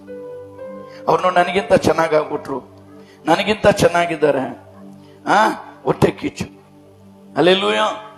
ಸಿಟ್ಟು ಬಂದ್ರೆ ಗೊತ್ತಾ ಏನಾಗತ್ತೆ ಅಂತೇಳಿ. ಮೊನ್ನೆ ಟಿವಿಯಲ್ಲಿ ಒಂದು ನ್ಯೂಸ್ ನೋಡಿದ್ವಿ. ಗಂಡ ಬಿಟ್ಟು ಮಗನ್ನು ಬಿಟ್ಕೊಂಡು ಬಂದು ಒಂದು ಹೆಂಗ್ಸ್ ಬಂದಿದ್ಲು. ಕೆಲಸ ಮಾಡೋ ಕಡೆ ಒಬ್ಬನ ಪ್ರೀತಿ ಮಾಡಲಂತೆ. ಪ್ರೀತಿ ಮಾಡಿದ್ಮೇಲೆ ಅವಳು ಹೇಳದಂತ ನನಗೆ ಮದುವೆ ಆಗು ಅಂತೇಳಿ. ಅಲ್ಲೆಲ್ಲೂಯ್ಯ. ಅವನಿಗೆ ಸಿಟ್ಟು ಬಂದು 35 ಪೀಸಾಗಿ ಮನೆಗೆ ಬಂದು ಪೀಸಾಗಿ ಕಡ್ದು ಫ್ರಿಜ್ ಅಲ್ಲಿ ಕ್ಲೀನ್ ಆಗಿ ಜೋಡಿಸ್ಬಿಟ್ಟು ಅಲ್ಲೆಲ್ಲೂಯ ಊರ್ ಬಿಟ್ಟು ಹೊಡೋಗ್ಬಿಟ್ಟು 3 ದಿವಸ ಬೈಕಲ್ಲಿ ಪ್ರಯಾಣ ಮಾಡಿದ್ದಾನೆ. ಪೊಲೀಸ್ನವ್ರೆಲ್ಲ ಹುಡುಕ್ತಾರಂತ ಗೊತ್ತಾಗಿದ್ದು ನೇಣಾಕೊಂಡು ಸತ್ತೋಗ್ಬಿಟ್ಟ. ಅಲ್ಲೆಲ್ಲೂಯ ಈ ಸಿಟ್ಟು ಯಾರನ್ನು ಸಾಯಿಸಕ್ಕೂ ರೆಡಿ, ತನ್ನನ್ನೇ ಸಾಯಿಸೋದಕ್ಕೂ ಸಿದ್ಧವಾಗ್ಬಿಡುತ್ತೆ. ಅದರಿಂದ ಮನುಷ್ಯನಿಗೆ ಸಿಟ್ಟಿರ್ಬೇಕು. ಕೋಪ ಮಾಡಿದರೂ ಪಾಪ ಮಾಡಬೇಡ. ನೀನ್ ಕೋಪ ಬಂತ, ನೀನ್ ಸಿಟ್ಟು ಮಾಡ್ದ, ಸಂಜೆ ಒಳಗೆ ಬಿಟ್ಬಿಡು ಅಂತ ದೇವ್ರ ವಾಕ್ಯ ಹೇಳುತ್ತೆ. ಸಂಜೆ ಒಳಗೆ ಗಂಡಿ ಹೆಂಡತಿ ಜಗಳ ಆಡ್ದ, ಬಿಡಮ್ಮ ಅದನ್ನೇ ದೊಡ್ಡದ್ ಮಾಡ್ಕೋಬೇಡ. ಗಂಡ ಹತ್ರ ಜಗಳ ಮಾಡ್ದ, ಬಿಡ್ರಿ ಅದನ್ನೇ ದೊಡ್ಡದಾಗ ಮಾಡ್ಕೊಳಕ್ ಹೋಗ್ಬಿಡ್ರಿ. ಮಾತು ಬಂತು ಮಾತಾಡ್ತೀವಿ, ಅದನ್ನೇ ದೊಡ್ಡದಾಗದ್ ಬೇಡ. ಅದು ಸಂಜೆ ಒಳಗೆ ರಾಜ್ಯ ಆಗ್ಬಿಡ್ಬೇಕಂತ. ರಾಜ್ಯ ಆಗದೆ ಗಂಡ ಹೆಂಡತಿ ಸಿಟ್ಟಲ್ಲಿ ಮಲಗಿದ್ರೆ ಅಲ್ಲೆಲ್ಲೂಯ ಗಂಡ ಎಡಗಡೆಗೂ ಹೆಂಡತಿ ಬಲಗಡೆಗೂ ತಿರುಕೋ ಮಲಗಿದ್ರೆ ಮಧ್ಯ ಶೈತಾನ ಮಲ್ಕೊಂತಾನಂತೆ. ಬಿಡ್ಬೇಡ, ನಿನ್ ಗಂಡನ ಮಾತಿಗೆ ತಗ್ಗಿಸ್ಕೋಬೇಡ. ನೀನಂದ್ರೇನು? ನೀನೇ ಕುಟುಂಬ ಸಾಗಿಸೋದು. ಅವನಿಗೆ ಹೇಳುತ್ತೆ, ಬಿಡ್ಬೇಡ ಕಣಲೇ ಹೆಂಗ್ಸು, ಅವಳೆ ಹೆಂಡತಿ ಮತ್ ಕೇಳ್ಬೇಡ, ಏನಾದ್ರೂ ಮಾಡವಳಿಗೆ ಬಿಡ್ಬೇಡ, ನೀನ್ ಗಂಡಸು ನೀನು ಅಂತೇಳಿ ಅಲ್ಲೆಲ್ಲೂಯ ಈ ಮಧ್ಯ ಮನ್ಕೊಂಡು ಆ ಕುಟುಂಬನ 2 ಭಾಗ ಮಾಡುತ್ತೆ. ಎಷ್ಟೋ ಕುಟುಂಬಗಳು ಇವತ್ತು ಡೈವರ್ಸಿಗೆ ಬರ್ತಾ ಇದೆ. ಯಾಕಂದ್ರೆ ಅಲ್ಲೆಲ್ಲೂಯ ಶೈತಾನಿಗೆ ಸ್ಥಳ ಕೊಡೋದ್ರಿಂದ, ಬಿಟ್ಕೊಡೋದನ್ನ ಬಿಟ್ಟು ಮರ್ತು ಹೋದರಿಂದ. ಸರಿ, ನನ್ನ ಹೆಂಡತಿ ತಾನೆ ಅಂದ್ರೆ ಅನ್ಲಿ ಅಂತ ಬಿಟ್ಕೊಟ್ರೆ ಆ ಕುಟುಂಬ ಆಶೀರ್ವಾದ. ನನ್ ಗಂಡ ತಾನೆ ಅಂದ್ರೆ ಅನ್ಲಿ ಆ ಕುಟುಂಬದಲ್ಲಿ ಆಶೀರ್ವಾದ. ಅಲ್ಲೆಲ್ಲೂಯ ಈ ಶರೀರ ಏನ್ ಮಾಡುತ್ತೆ? ಆಗಲ್ಲ. ನನ್ ಗಂಡನಿಗಿಂತ ನಾನೇನ್ ಕಡಿಮೆ, ನಾನ್ಯಾಕೆ ನನ್ನ ಹೆಂಡತಿ ಮುಂದೆ ಬಗ್ಲಿ ಅಂತ ಗಂಡ, ನನ್ನ ಗಂಡನ ಮಾತು ನಾನ್ಯಾಕೆ ಕೇಳಿ ಅಂತ ಹೆಂಡತಿ. ಯಾವಾಗ ಅಲ್ಲಿ ಇಬ್ಬರಿಬ್ರು ವೈರಾಗ್ಯ ಬರುತ್ತೋ, ಯಾವಾಗ ಗಂಡ ಹೆಂಡತಿ ಜಗಳ ಜಾಸ್ತಿ ಆಗುತ್ತೋ, ಯಾವಾಗ ಹೊಡೆದಾಡ್ತಾರೋ, ಯಾವಾಗ ಬಡದಾಡ್ತಾರೋ, ನಾನು ನನ್ನ ತಾಯಿ ಮನೆಗೆ ಹೋಗ್ತೀನಂತ ಹೆಂಡತಿ, ನಾನು ನನ್ನ ತಾಯಿ ಮನೆಗೆ ಹೋಗ್ತೇನಂತ ಗಂಡ, ಅಲ್ಲಿ ಆ ಜೀವನ 2 ಭಾಗ ಆಗ್ಬಿಡುತ್ತೆ. ದೇವರು ಕೊಡಿಸಿದ್ದು ಮನುಷ್ಯರು ಅಗಲಿಸಬಾರದು. ಅಲ್ಲೆಲ್ಲೂಯ ಶೈತಾನ ಅಗಲಿಸ್ತಾನೆ. ನೀವೆಲ್ಲ ಜ್ಞಾಪಕ ಕಟ್ಕೊಳ್ರಿ. ನೀವು ಸುಮ್ನೆ ಸಿಟ್ಟು ಬರಂಗ್ ಮಾಡ್ತಾನೆ, ಸುಮ್ನೆ ಕೋಪ ಬರಂಗ್ ಮಾಡ್ತಾನೆ. ಅಲ್ಲೆಲ್ಲೂಯ ಸುಮ್ನೆ ಜಗಳ ತರ್ತಾನೆ. ಅಲ್ಲಿ ಜಗಳಕ್ಕೆ ಆಸ್ಪದನೇ ಇಲ್ಲ. ಉಪ್ಪು ಹಾಕದ್ ಮಾರ್ತಿರತ್ತೆ, ಉಪ್ಪು ಹಾಕ್ಲಿಲ್ಲ, ಹಸಿಗೆ ಸಿಟ್ಟು ಮಾಡಿ ತಟ್ಟೆ ತಗೊಂಡು ಮುಖದ ಮೇಲೆ ಬಿಸಾಕ, ಆ ಸಾರಿನ ಪಾತ್ರೆನೇ ತಕ್ಕದು. ಇಲ್ಲ ಸಾರಲ್ಲಿ ಉಪ್ಪು ಸ್ವಲ್ಪ ಜಾಸ್ತಿ ಆದ್ರೆ ನೀರು ಹೋಯ್ತು ಬಿಡೋದು. ಅಲ್ಲೆಲ್ಲೂಯ ಇವೆಲ್ಲ ಜಗಳಕ್ಕೆ ಮೂಲ ಕಾರಣ. ಶೈತಾನ ಏನಾದ್ರೂ ಮಾಡಿ ದೇವ್ರ ಮಕ್ಕಳ ಮನೆಯಲ್ಲಿ ಯಾವಾಗ್ಲೂ ಜಗಳ ಇರಬೇಕು. ದೇವ್ರ ಮಕ್ಕಳು ಮನೆಯಲ್ಲಿ ಯಾವಾಗ್ಲೂ ಜಗಳ ಮಾಡ್ತಾ ಇರ್ಬೇಕು. ದೇವ್ರ ಮಕ್ಕಳು ಮನೆಯಲ್ಲಿ ಯಾವಾಗ್ಲೂ ಸಮಾಧಾನ ಇರಬಾರ್ದು. ಯಾಕಂದ್ರೆ ಯೇಸು ಸ್ವಾಮಿ ಹೇಳಿದ್ರು, ನನಗಿರುವಂತ ಸಮಾಧಾನವನ್ನು ನಿಮಗೆ ಬಿಟ್ಟು ಹೋಗ್ತೇನೆ. ಆ ಸಮಾಧಾನ ಹೊಂದಬಾರದು. ಯಾವಾಗ್ಲೂ ಜಗಳ ಮಾಡ್ತಾ ಇರ್ಬೇಕು. ಒಬ್ಬರಿಗೊಬ್ಬರು ಬಿಟ್ಟು ಕೊಡಬಾರ್ದು. ಅಲ್ಲೆಲ್ಲೂಯ ಗಂಡ ಹೆಂಡತಿ ನೋಡಿದ್ರೆ ಹೊಟ್ಟೆ ಕಿಚ್ಬಿಡೋದು, ಹೆಂಡತಿ ಗಂಡ ನೋಡಿದ್ರೆ ಹೊಟ್ಟೆ ಕಿಚ್ಬಿಡೋದು, ಮಕ್ಕಳು ನೋಡಿದ್ರೆ ಹೊಟ್ಟೆ ಕಿಚ್ಚು. ನೋಡ್ದ ನನ್ನ ಮಗ ಸೊಸೆ ಜೊತೆಗೆ ಸೇರಿ ಡ್ಯಾನ್ಸ್ ಮಾಡ್ತಾನೆ, ಅವಳು ಹೇಳ್ದಂಗೆ ಕೇಳ್ತಾನೆ, ಅವಳು ಬಾಲ ಹಿಡ್ಕೊಂಡೇ ತಿರುಗ್ತಾನೆ. ಅಲ್ಲೆಲ್ಲೂಯ ನೋವಾಗತ್ತಲ್ಲ ಅತ್ತೆಯವರಿಗೆಲ್ಲ. ನನ್ನ ಮಗ ನನ್ನ ಸೊಸೆ ಹಿಡ್ಕೊಂಡೆ ಅಮ್ಮ, ನೀನ್ ಮದುವೆ ಆದಾಗ ನಿನ್ ಗಂಡನ ಹೇಳ್ದಾಡ್ಕೊಂಡು ತಿರುಗ್ತಲ್ಲ, ಆ ಅತ್ತೆ ವೇದನೆ ಪಟ್ಟಿರಲ್ವಾ? ಅಲ್ಲೆಲ್ಲೂಯ ನೆನ್ಸ್ ನೋಡ್ರಿ. ನಿನಗೊಂದ್ ನ್ಯಾಯ, ಇನ್ನೊಬ್ಬರಿಗೊಂದ್ ನ್ಯಾಯನ. ನೀನೇನ್ ಬಿತ್ತಿತೀಯೋ ಒಂದ್ ದಿವಸ ನೀನ್ ಕೊಯ್ಲೇಬೇಕು. ಅದರಿಂದ ದೇವ್ರ ಮಕ್ಕಳಾದ ನಾವು ಎಚ್ಚರಿಕೆಯಿಂದ ಇರಬೇಕು. ಪ್ರೀತಿ ಎಲ್ಲವನ್ನು ಸಹಿಸುತ್ತದೆ, ಪ್ರೀತಿ ಎಲ್ಲವನ್ನು ನಂಬುತ್ತದೆ, ಪ್ರೀತಿ ಹೊಟ್ಟೆ ಕಿಚ್ಚು ಕೊಡುವುದಿಲ್ಲ, ಪ್ರೀತಿ ಉಪ್ಪಿಕೊಳ್ಳುವುದಿಲ್ಲ, ಪ್ರೀತಿ ಮರ್ಯಾದೆಗೆಟ್ಟು ನಡೆಯುವುದಿಲ್ಲ. ಅಲ್ಲೆಲ್ಲೂಯ ಯಾವಾಗ ಪ್ರೀತಿ ಇರುತ್ತೋ ಆ ಮನೆಯಲ್ಲಿ ಸಮಾಧಾನ ಇರುತ್ತೆ. ಯಾವಾಗ ಪ್ರೀತಿ ಇರುತ್ತೋ ಆ ಪ್ರೀತಿ ಸ್ವರೂಪನಾದ ದೇವರು ನಮ್ಮ ಮನೆಯಲ್ಲಿ ಇರ್ತಾರೆ. ದೇವರು ಈ ಲೋಕದ ಮೇಲೆ ಎಷ್ಟೋ ಪ್ರೀತಿ ಇಟ್ಟು ಆ ಪ್ರೀತಿ ಉಳ್ಳ ದೇವರು ನಮ್ಮ ಮನೆಯಲ್ಲಿ ಇರ್ತಾರೆ. ಯಾವಾಗ ಪ್ರೀತಿ ಇರುತ್ತೋ, ಯಾವ ಮನೆಯಲ್ಲಿ ಸಮಾಧಾನ ಇರುತ್ತೋ ಆ ಮನೆಯಲ್ಲಿ ಯೇಸು ಸ್ವಾಮಿ ವಾಸ ಮಾಡ್ತಾರೆ. ಅಲ್ಲೆಲ್ಲೂಯ ಯೇಸು ಸ್ವಾಮಿ ನಮ್ಮ ಮನೇಲಿ ಇರಬಾರ್ದು ಅಂದ್ರೆ ನಮ್ಮ ಶರೀರ ಯೇಸು ಸ್ವಾಮಿನೇ ಮನೆಗೆ ಬಿಟ್ಟು ಹೊರಗೆ ಕಳಿಸ್ಬಿಡುತ್ತೆ. ಅಲ್ಲೆಲ್ಲೂಯ ಅದರಿಂದ ಈ ಶರೀರ ನಮ್ಮ ವೈರಿಗಳಾಗಿರುತ್ತೆ. ಶರೀರದ ಮಾತಿಗೂ ಶರೀರಕ್ಕೂ ಆತ್ಮಕ್ಕೂ ಹೋರಾಟ ಇದೆ ಎಂಬುದನ್ನ ನಾವು ತಿಳ್ಕೋಬೇಕು. ಅಲ್ಲೆಲ್ಲೂಯ ನಮ್ಮ ಶತ್ರು ಯಾರು ಅಂದ್ರೆ ಯಾರು? ಶೈತಾನ ಅಲ್ಲ, ನಮ್ಮ ಶರೀರನೇ. ಅಲ್ಲೆಲ್ಲೂಯ ಫಸ್ಟ್ ನಮ್ಮ ಶರೀರನೇ ನಮಗೆ ಶೈತಾನ. ನಮ್ಮ ಶರೀರನೇ ನಮ್ಮನ್ನು ಪಾಪದಲ್ಲಿ ಬೀಳಿಸುತ್ತೆ. ಈ ಕಣ್ಣಲ್ಲಿ ನೋಡಿ ಹೃದಯದಲ್ಲಿ ಮೋಹಿಸುವಾಗ ನೀವು ವಿಚಾರ ಮಾಡಿಸುತ್ತೆ. ಏನಾಗಲ್ಲ ಕಣ, ದೇವ್ರಿಗೆ ಕೇಳ್ಕೊಳ್ಳೋಣಪ್ಪ, ತಪ್ಪ ಶ್ರಮೆ ಕ್ಷಮಿಸ್ಬಿಡ ಅಂದ್ರೆ ಕ್ಷಮಿಸೋ ದೇವ್ರು. 7-70 ಸಾರಿ ಕ್ಷಮಿಸು ಅಂತ ಹೇಳಿದ್ದಾರೆ. ಅಲ್ಲೆಲ್ಲೂಯ ನಮ್ಮನ್ನು ಕ್ಷಮಿಸ್ತಾರೆ. ಇಲ್ಲ ಗೊತ್ತಿಲ್ಲದೆ ತಪ್ಪು ಮಾಡಿದ್ರೆ ಮಾತ್ರ ಕ್ಷಮಿಸೋದು. ನೀನು ಗೊತ್ತಿದ್ದು ಪಾಪ ಮಾಡಿದ್ರೆ ದೇವರು ಎಲ್ಲಿಂದ ಕ್ಷಮಿಸ್ತಾರೆ? ಚಾನ್ಸೇ ಇಲ್ಲ. ಮತ್ತೊಂದು ಆವರ್ತಿ ಸ್ವಾಮಿ ಹುಟ್ಟಿ ಬೆಳೆದು ಮತ್ತೆ ಕಲ್ವಾರಿ ಶಿಲ್ಬೆಯಲ್ಲಿ ಅದನ್ನು ಹೊತ್ಕೊಂಡೋಗಿ ಕೈಗಳಲ್ಲಿ ಕಾಲುಗಳಲ್ಲಿ ಮಳೆ ಹೊಡೆಯಲ್ಪಟ್ಟು ಮತ್ತೆ ಆ ಶಿಲ್ಬೆಯಲ್ಲಿ ಸಾಯ್ಬೇಕು. ಹಲ್ಲೆಲೂಯಾ. ಅದರಿಂದ ಗೊತ್ತಿದ್ದು ಪಾಪ ಮಾಡಿದ್ರೆ ದೇವ್ರು ಕ್ಷಮಿಸಲ್ಲ. ನಾವು ಗೊತ್ತಿಲ್ಲದೆ ಸ್ವಾಮಿನ ಗೊತ್ತಿಲ್ಲದೆ ಕಾಲದಲ್ಲಿ ನಾವು ಮಾಡಿದಂತೆ ಎಲ್ಲ ಪಾಪಗಳನ್ನ ದೇವ್ರು ಕ್ಷಮಿಸ್ತಾರೆ. ನಮ್ಮನ್ನು ರಕ್ಷಿಸಿದ್ರು, ಕಾಪಾಡಿದ್ರು. ನಾವು ರಕ್ಷಣೆ ಹೊಂದ ಮೇಲೆ ತಿರುಗಿ ಪಾಪ ಮಾಡೋದಾದ್ರೆ ಹಲ್ಲೆಲೂಯಾ, ದೇಹದಲ್ಲಾಗಲಿ ಪರದಲ್ಲಾಗಲಿ ಕ್ಷಮಿಸೋದಿಲ್ಲ.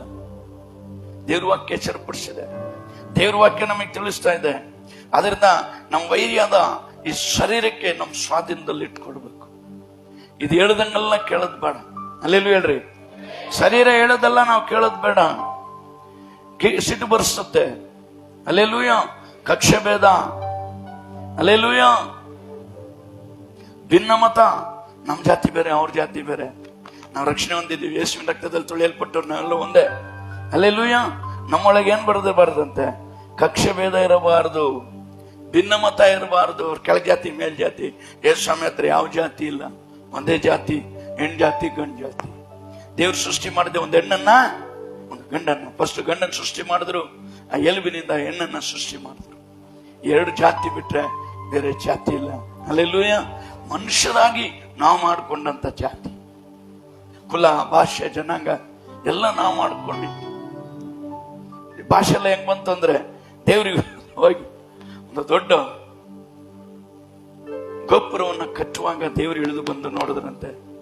ಏನೋ ಮರ ಅವ್ರು ಇಷ್ಟು ಬೇಗ ಇಷ್ಟು ದೊಡ್ಡದೆಲ್ಲ ಕಟ್ಟಿದಾರೆ, ದೊಡ್ಡ ಗೋಪುರವನ್ನು ಕಟ್ಟಿ ದೇವ್ರನ್ನ ತಳಿ ಕೆಳಗೆ ಬಿಡಿಸ್ಬಿಡ್ಬೇಕಂತ ಹೇಳಿ ಪ್ಲಾನ್ ಮಾಡಿದ್ದಾರಂತೆ. ಆಗ ದೇವ್ರು ಬಂದು ಭಾಷೆ ಬದಲಾಯಿಸಿದ್ರು. ಹಲ್ಲೆಲೂಯಾ. ಅಲ್ಲಿ ಬಂದ್ಮೇಲೆ ಕನ್ನಡ, ತೆಲುಗು, ಗುಜರಾತಿ, ಮಹಾರಾಷ್ಟ್ರ 3,500 ಭಾಷೆ ಉಂಟಾಯ್ತು. ಇಟ್ಕೆ ತಗೊಂಬಾರ ಅಂದ್ರೆ ಮಣ್ ತರ್ತಾನೆ, ಮಣ್ ತಗೊಂಬ ಅಂದ್ರೆ ಏನೋ ತರ್ತಾನೆ. ಒಬ್ಬರಿಗೊಬ್ಬರು ಭಾಷೆ ಗೊತ್ತಾಗ್ತಾ ಇಲ್ಲ. ಅಯ್ಯೋ, ಭಾಷೆ ಗೊತ್ತಾಗ್ತಿಲ್ಲಲ್ಲ, ನಾವೇನ್ ಹೇಳಿದ್ರೆ ಅವನೇನೋ ಮಾಡ್ತಾನೆ, ನಾನೇನೋ ಕೇಳಿದ್ರೆ ಅವರೇನೋ ಕೊಡ್ತಾರೆ. ಅವಾಗೆಲ್ಲ ಒಂದ್ ಕಡೆ ನಿಂತ್ರಂತೆ. ಯಾರ್ಯಾರ ಭಾಷೆ ಯಾರ್ಯಾರಿಗೆ ಗೊತ್ತಾಗತ್ತ ಅವರೆಲ್ಲ ಒಂದೊಂದು ಬ್ಯಾಚ್ ಆಗಿ ಅಲ್ಲಿ ನಂಗೆ ಹರಡೋದ್ರು. ಹಲ್ಲೆಲೂಯಾ. ಅದರಿಂದ ಎಲ್ಲ ಮನುಷ್ಯನಿಂದಾನೆ, ಭಾಷೆ ಬಂದಿದ್ದು ಮನುಷ್ಯನಿಂದಾನೆ, ಬೇರೆ ಆಗಿದ್ದು ಕುಲಕೋತ್ರಗಳು ಬಂದಿದ್ದು ಮನುಷ್ಯನಿಂದಾನೆ. ಅದರಿಂದ ದೇವರು ಸೃಷ್ಟಿ ಮಾಡಿದ್ದು ಗಂಡು ಹೆಣ್ಣು ಒಂದೇ. ಹಲ್ಲೆಲೂಯಾ. ಅದರಿಂದ ನಮ್ಮ ಶರೀರವೇ ನಮಗೆ ಬಾಧೆಯನ್ನು ಮಾಡುತ್ತೆ ಅಂತೇಳಿ. ಆಮೇಲೆ ಭಿನ್ನಮತ, ಮತ್ಸರ. ಮತ್ಸರ ಏನ್ ಹೇಳಿದ್ರು ಅರ್ಥ ಆಗಲ್ಲ. ಆಮೇಲೆ ಆಮೇಲೆ ಆಮೇಲೆ ಕುಡಿಕ ಕಣ. ಹಲ್ಲೆಲೂಯಾ.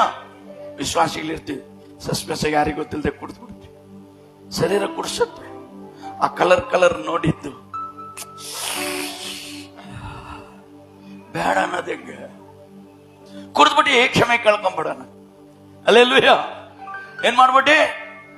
ಕುಡಿದ್ಬಿಟ್ಟು ಕ್ಷಮೆ ಕೇಳ್ಕೊಳ್ಳೋಣ. ಕುಡಿಕತ್ತನ ಈ ಶರೀರ ನಮ್ಮನ್ನು ಕುಡಿಸ್ಬಿಡುತ್ತೆ. ಈ ಶರೀರ ನಮ್ಮನ್ನು ವಿಚಾರ ಮಾಡಿಸುತ್ತೆ. ಈ ಶರೀರ ನಮ್ಮನ್ನು ಪಾಪದಲ್ಲಿ ಬೆಳೆಸುತ್ತೆ. ಈ ಶರೀರ ನಮ್ಮನ್ನು ಅಕ್ರಮ ಮಾಡುತ್ತೆ. ಈ ಶರೀರ ನಮ್ಮನ್ನು ಅನ್ಯಾಯವನ್ನ ಮಾಡಿಸುತ್ತೆ. ಈ ಶರೀರ ನಮ್ಮನ್ನ ಕುಡಿಸುತ್ತೆ ಎಂಬುದಾಗಿ ಇಲ್ಲಿ ದೇವರ ವಾಕ್ಯದಲ್ಲಿ ನೋಡ್ತೇವೆ. ಹಲ್ಲೆಲೂಯಾ. ಯಾರು ಮಾತಾಡೋದು? ಏನ ತಪ್ಪ ಕೂತ್ಕೋಬೇಕು. ಹಲ್ಲೆಲೂಯಾ.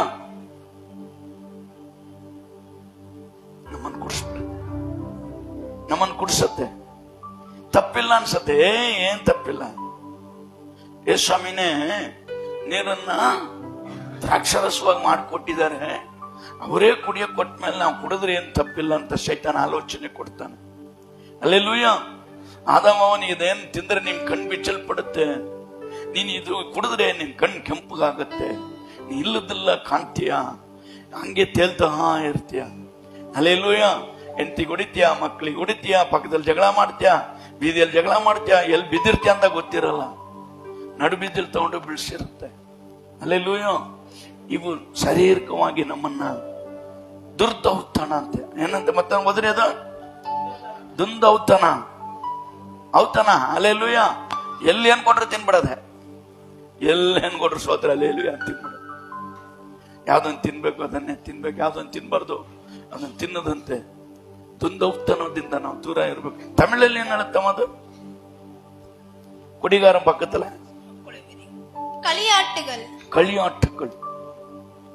களியாட்டு. அல்லேಲೂಯಾ. ಅದರಿಂದ ಈ ಶರೀರ ನಮ್ಮನ್ನ ತೆಗೆದುಕೊಂಡು ಎಲ್ಲೋ ಬಿಟ್ಬಿಡುತ್ತೆ. ಅದರಿಂದ ಇನ್ನೊಂದು ದೇವ್ರ ವಾಕ್ಯ ನೋಡುತ್ತೆ ರೋಮಪುರ ಪತ್ರಿಕೆಯಲ್ಲಿ 8ನೇ ಅಧ್ಯಾಯ 6ನೇ ವಾಕ್ಯ ಹೋದ್ರಿ 8:6. ಇದರ ಕುರಿತು ಈ ಶರೀರ ಕುರಿತು ಏನ್ ಹೇಳುತ್ತೆ ನೋಡೋಣ. ಶರೀರ ಭಾವದವುಗಳ ಮೇಲೆ ಮನಸ್ಸಿಡುವುದು ಮರಣ, ಪವಿತ್ರಾತ್ಮನವುಗಳ ಮೇಲೆ ಮನಸ್ಸಿಡುವುದು ಜೀವವು ಮನಃಶಾಂತಿಯೂ ಆಗಿದೆ. ಮಾಂಸ ಸಿಂಧೈ ಮರಣಂ, ಆವಿನ್ ಸಿಂಧೆಯೋ ಜೀವನಂ ಸಮಾಧಾನಮುಮಾಂ.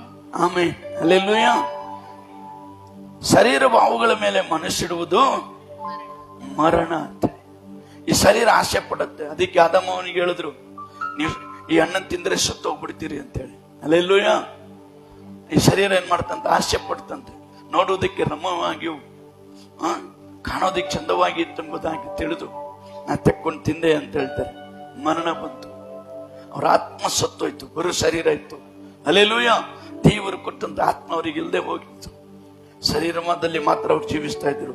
ಅದೇ ರೀತಿ ಇಲ್ಲಿ ದೇವರ ವಾಕ್ಯದಲ್ಲಿ ನೋಡ್ತೇವೆ, ಶರೀರ ಭಾವಗಳ ಮೇಲೆ ಮನಸ್ಸಿಡುವುದು ಮರಣ. ಅಂದ್ರೆ ನಮ್ಮ ಆತ್ಮಿಕ ಜೀವಿತ ಸತ್ತೋಗ್ಬಿಡುತ್ತೆ. ನಾವಿರ್ತೀವಿ, ನಮ್ಮ ಆಯುಷ್ ಮುಗಿಯವರೆಗೂ ಇರ್ತೀವಿ, ಆದ್ರೆ ನಮ್ಮದಲ್ಲಿ ಆತ್ಮಿಕ ಜೀವಿತ ಇರೋದಿಲ್ಲ. ಹಲ್ಲೆಲೂಯಾ. ಅದಕ್ಕೆ ವಾಕ್ಯ ಹೇಳುತ್ತೆ ಮರಣ ಎಂಬುದಾಗಿ. ಪವಿತ್ರಾತ್ಮನ ನಮ್ಮ ಮೇಲೆ ಪವಿತ್ರಾತ್ಮನವುಗಳ ಮೇಲೆ ಮನಸ್ಸಿಡುವುದು ಜೀವವು ಮನಃಶಾಂತಿಯಾಗಿದೆ. ಅದೇ ಜೀವ. ನಾವು ಜೀವಂತವಾಗಿದ್ದು ದೇವರ ರಾಜ್ಯಕ್ಕೆ ಹೋಗುವಂತ. ತುತ್ತೂರಿಯುವುದಲ್ಪಡುವ ಸತ್ತರು ಮೊದಲಾಗಿ ಎದ್ದು ಬರುವರು, ಆಮೇಲೆ ಜೀವದಿಂದಿರುವ ನಾವು ಪಕ್ಕನೆ ಎತ್ತಲ್ಪಡ್ತೇವೆ. ಹಲ್ಲೆಲೂಯಾ. ಅದೇ ಜೀವ, ನಿತ್ಯವಾದ ಜೀವಿತವನ್ನ ನಮಗೆ ದೇವರು ಇಟ್ಟಿದ್ದಾರೆ. ಅದರಿಂದ ಈ ಶರೀರ ನಮ್ಮನ್ನು ಮರಣ ತರಿಸುತ್ತೆ. ಹೇಗೆ ಆದಾಮ ಅವನಿಗೆ ಶರೀರ ಹಣ್ಣನ್ನು ತಿನ್ನಿಸಿ ಮರಣ ತರಿಸ್ತೋ, ಅದೇ ರೀತಿ ಈ ಮರಣವನ್ನು ಉಂಟು ಮಾಡುತ್ತೆ ಎಂಬುದಾಗಿ ನಾವು ದೇವರ ವಾಕ್ಯದಲ್ಲಿ ನೋಡ್ತೇವೆ. ಅದರಲ್ಲಿ 8ನೇ ವಾಕ್ಯ ಓದುವಾಗ, ಶರೀರ ಭಾವದೀನರು தேவರಿಗೆ மெச்சிக்கையாகிறலாரரு, மாம்சத்துக்கு உட்பட்டவர்கள் தேவனுக்கு பிரியமா இருக்க மாட்டார்கள். ಈ ಶರೀರ ಹೇಳ್ದಂಗೆ ಕೇಳಿದವರು, ಈ ಶರೀರ ಹೇಳ್ದಂಗೆ ನಡೆದವರು, ಈ ಶರೀರ ಹೇಳ್ದಂಗೆ ಮಾಡಿದವರು ಅವ್ರು ಏನಾಗಿರ್ತಾರಂತೆ? ಶರೀರ ಭಾವಾಧೀನರು, ದೇವರಿಗೆ ಮೆಚ್ಚುಗೆ ಆಗಿರೋದಿಲ್ವಂತೆ. ನಾವು ಶರೀರ ಹೇಳ್ದಂಗೆ ಕೇಳಿದ್ರೆ ನಾವು ದೇವರಿಗೆ ಮೆಚ್ಚುಗೆ ಆಗಿರೋಲ್ಲ. ನಾವ್ ಹೇಳ್ಕೋಬಹುದು, ಫಸ್ಟ್ ನೀವು ಹಂಗೆಲ್ಲ ತಿಳ್ಕೊಬೇಡ್ರಿ, ನನ್ಗೇನ್ ತಿಳ್ಕೊಂಡ್ಬಿಟ್ಟಿದ್ದೀರ ನೀವು, ನಾನೇನ್ ತಿಳ್ಕೊಳ್ಳೋದು? ಹಲ್ಲೆಲೂಯಾ. ನಿನ್ನ ತಿಳಿದ ಆತನು ನಿನ್ನನ್ನು ಕುರಿತು ತಿಳ್ಕೊಳ್ತಾರೆ. ಹೌದಾ? ಹಲ್ಲೆಲೂಯಾ. ನೀವೇನಾ ತಪ್ಪು ಮಾಡಿದ್ರೆ ನನ್ನ ಹತ್ರ ನಾನು ಕೇಳ್ದೆ ಅಂತ ಇಟ್ಕೊಳ್ರಿ, ತಪ್ಪಾಯ್ತು ಪಾಸ್ಟೆ, ಮಾಡಬಾರ್ದಾಗಿತ್ತು ಪಾಸ್ಟೆ, ಇದೊಂದ್ಸಲ ಕ್ಷಮಿಸ್ಬಿಡಿ ಪಾಸ್ಟೆ, ಕ್ಷಮೆ ಕೇಳ್ತೀರಂತ ಇಟ್ಬಿಟ್ಟು ನಾನೇನ್ ಮಾಡ್ಬೇಕು? ಕ್ಷಮಿಸ್ಬೇಕು. ಸರಿ ಅಮ್ಮ, ಇನ್ಮೇಲೆ ಮಾಡಕ್ ಹೋಗ್ಬೇಡ, ಸರಿ ಬ್ರದರ್ ಇನ್ಮೇಲೆ ಮಾಡಕ್ ಹೋಗ್ಬೇಡ. ಹಲ್ಲೆಲೂಯಾ. ಆದ್ರೆ ನಿನ್ನ ನೋಡುವ ಆತನು ಕ್ಷಮಿಸ್ತಾ ಇಲ್ವಾ ಗೊತ್ತಿಲ್ವಲ್ಲ. ನಾನ್ ಕ್ಷಮಿಸ್ಬಿಟ್ಟೆ, ದೇವ್ರು ಕ್ಷಮಿಸ್ತಾರ, ಆತನ ಕ್ಷಮಿಸಿದನ ಎಂಬುದನ್ನ ನಾವು ಫಸ್ಟ್ ಅರಿವುಂಟು ಮಾಡಿಕೊಳ್ಬೇಕು. ಶರೀರ ಭಾವದೀನವರು ದೇವರಿಗೆ ಮೆಚ್ಚುಗೆ ಆಗಿರೋ, ನೀನ್ ಶರೀರ ಹೇಳ್ದಂಗೆ ಕುಣಿದ್ಬಿಟ್ಟು, ಶರೀರ ಹೇಳ್ದಂಗೆ ಮಾಡ್ಬಿಟ್ಟು, ಶರೀರ ಹೇಳ್ದಂಗೆಲ್ಲ ನಡೆದ್ಬಿಟ್ಟು ನನ್ನ ಕ್ಷಮಿಸಪ್ಪ ಅಂತ ಹೇಳಿದ್ರೆ ಹಲ್ಲೆಲೂಯಾ ಕ್ಷಮಿಸೋದಿಕ್ಕಾಗತ್ತ? ಅದರಿಂದ ನಮ್ಮ ಶರೀರನೇ ನಮ್ಮ ವೈರಿಗಳಾಗಿರುತ್ತೆ. ಎಚ್ಚರವಾಗಿರ್ರಿ. ನಮ್ಮನ್ನು ಯಾವ ತರಲಾದ್ರೂ ನಮ್ಮ ಶರೀರ ಸಿಗಿಸ್ಬಿಡತ್ತೆ. ಹಲ್ಲೆಲೂಯಾ. ಏನಾದ್ರೂ ಒಂದು ಮಾಡಿಸ್ಬಿಡತ್ತೆ, ಏನಾದ್ರೂ ಒಂದು ಮಾಡಿಸ್ಬಿಡತ್ತೆ. ಅದೇನು ಮಾಡಕ್ಕೂ ಎಸಲ್ಲ ನಮ್ಮ ಶರೀರ. ಹಲ್ಲೆಲೂಯಾ. ಅದರಿಂದ ದೇವರ ವಾಕ್ಯ ಹೇಳುತ್ತೆ, ಶರೀರ ಭಾವದೀನರು ದೇವರಿಗೆ ಮೆಚ್ಚುಗೆ ಆಗಿರಲಾರರು ಎಂಬುದಾಗಿ ದೇವರ ವಾಕ್ಯದಲ್ಲಿ ನೋಡ್ತೇವೆ. ಯಾಕಂದ್ರೆ ನಮ್ಮ ಜೀವಿತ ಎಂಥದ್ದು ಅಂದ್ರೆ 1 ಯೋಹಾನ 2ನೇ ಅಧ್ಯಾಯ 16ನೇ ವಾಕ್ಯ ಓದ್ರಿ, ಅಲ್ಲಿ ಗೊತ್ತಾಗತ್ತೆ ನಮ್ಮ ಜೀವಿತ ಎಂಥದ್ದು ಎಂಬುದಾಗಿ. ஏனெனில் ஆ. மாம்சத்தின் இச்சையும் ஆ. கண்களின் இச்சையும் ஆ. ஜீவனத்தின் பெருமையும் ஜீவனத்தின் பெருமையுமாகிய உலகத்தில் உள்ளவைகள் எல்லாம் ஆ. பிதாவில் உண்டானவைகள் அல்ல, ஆ. அவைகள் உலகத்தினால் உண்டானவைகள். ಆಮೆನ್. ಲೋಕದಲ್ಲಿರುವ ಹ. ಶರೀರದ ಆಸೆ, ಕಣ್ಣಿನ ಆಸೆ, ಬದುಕು ಬಾಳಿನ ಡಂಬ, ಬದುಕು ಬಾಳಿನ ಡಂಬ ಈ ಈ ಮೊದಲಾದವುಗಳೆಲ್ಲವೂ ಮೊದಲಾದವುಗಳೇ ತಂದೆಯಿಂದ ಹುಟ್ಟಿದೆ ತಂದೆಯಿಂದ ಹುಟ್ಟದೆ ಲೋಕದಿಂದ ಹುಟ್ಟಿದವುಗಳಾಗಿವೆ. ಆಮೆನ್. ಹಲ್ಲೆಲೂಯ. ತಂದೆಯಿಂದ ಹುಟ್ಟಿದ್ದಲ್ಲ, ಲೋಕದಿಂದ ಹುಟ್ಟಿದ್ದೆಂಬುದಾಗಿ ದೇವರ ವಾಕ್ಯದಲ್ಲಿ ನೋಡ್ತೇವೆ. ಈ ಲೋಕದಲ್ಲಿರುವ ಶರೀರದ ಆಸೆ, ಎಲ್ಲರೂ ಓದೋಣ. ಈ ಲೋಕದಲ್ಲಿರುವ ಶರೀರದ ಆಸೆ, ಹಲ್ಲೆಲೂಯ. ಯಾವ ಆಸೆ ಅಂತೆ? ಶರೀರದ ಆಸೆ, ಕಣ್ಣಿನ ಆಸೆ, ಬದುಕು ಬಾಳಿನ ಡಂಬ. ಹಲ್ಲೆಲೂಯ. ಫಸ್ಟ್ ಶರೀರ ಆಸೆ ಬರುತ್ತೆ, ಆಮೇಲೆ ಕಣ್ಣಲ್ಲಿ ಆಸೆ ಬರುತ್ತೆ, ಆಮೇಲೆ ಬದುಕಿನಲ್ಲಿ ಡಂಬ ಕೊಚ್ಕೊಳ್ತೇವೆ. ನಾನಂದ್ರೇನು? ಹಲ್ಲೆಲೂಯ. ನಮ್ಮ ಶರೀರದ ಆಸೆ, ನಮ್ಮ ಶರೀರ ಆಸೆ ಪಡ್ತಾ ಇರುತ್ತೆ, ಆಸೆ ಪಡ್ತಾನೇ ಇರುತ್ತೆ. ನಮ್ಮ ಶರೀರವನ್ನು ನಾವು ಸ್ವಾಧೀನದಲ್ಲಿ ಇಟ್ಕೊಳ್ದೆ ಹೋದ್ರೆ ಹಲ್ಲೆಲೂಯ, ನಾವು ನಿತ್ಯ ರಾಜ್ಯವನ್ನ ಕಾಣ್ಲಿಕ್ಕೆ ಆಗುವುದಿಲ್ಲ. ನಮಗೆ ಶತ್ರು ಯಾರಂದ್ರೆ ಶೈತಾನಿಗೆ ಅಂತ ಫಸ್ಟ್ ನಮ್ಮ ಶರೀರ. ನಮ್ಮ ಶರೀರ ಏನ್ ಮಾಡುತ್ತೆ ಅಂತ ಹೇಳ್ರಿ? ಆಸೆ ಪಡುತ್ತೆ. ಅದ್ ನೋಡೋದೆಲ್ಲ ಆಸೆ ಪಡುತ್ತೆ.